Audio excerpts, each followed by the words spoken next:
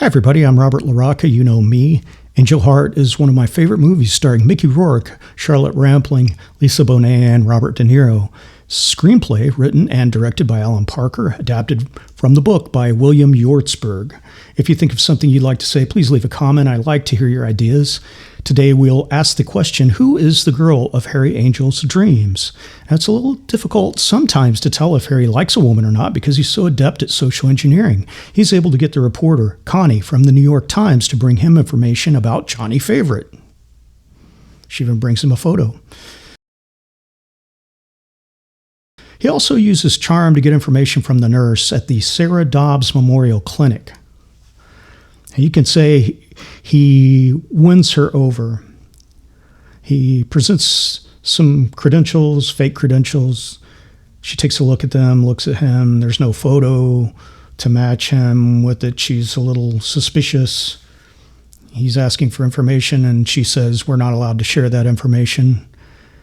And you can see that he wins her over right there. When he touches her hand, he leans in a little bit, smiles at her.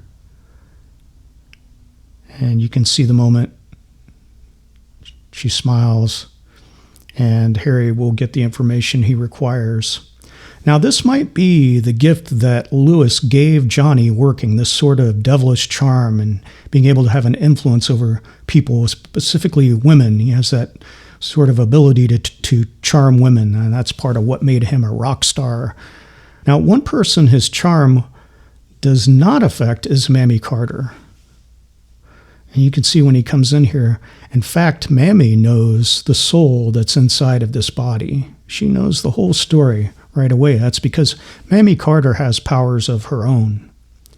And in fact, you can see that she has her own collection of people that she influences, people who serve her, like this gentleman that's coming up right here. So I think there are three women, any one of whom might be the woman of Harry's dreams, or possibly all three. And our first possibility is Margaret Krusemark.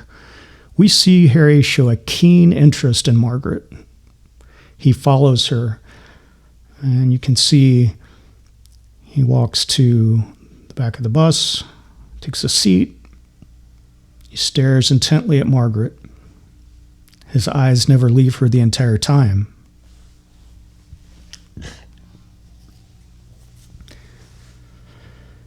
And in fact, Margaret seems to know that she's being watched, and it doesn't bother her.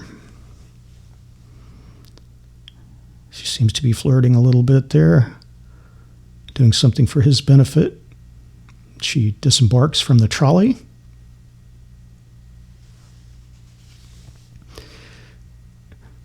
And Harry follows close behind. His eyes never leave Margaret.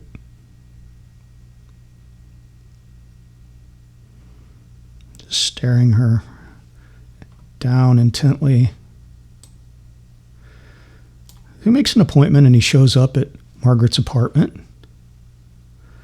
And they seem to, initially, they're having a good time. He's having fun. He's joking with her.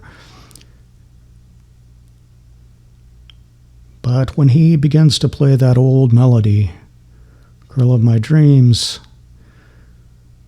Margaret is suspicious and turned off a little bit. Then Harry becomes too nosy. And at that point, the date is over. Yeah, that relationship is dead, she says, and shows Harry the door. Harry's still trying to talk his way out of it as she is shooing him away. This date ends rather quickly, despite Harry's charm. Just a cold handshake.